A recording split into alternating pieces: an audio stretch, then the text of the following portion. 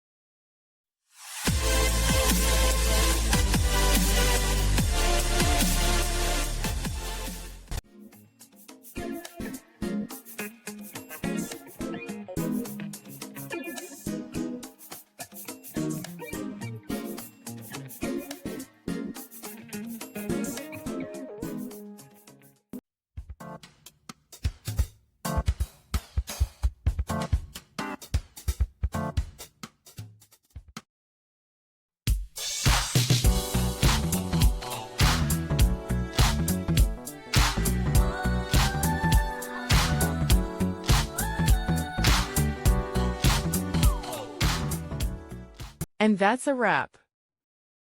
I hope you found the answer you were looking for.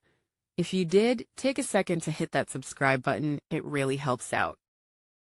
And let me know in the comments which solution worked best for you. See you next time in the debug zone.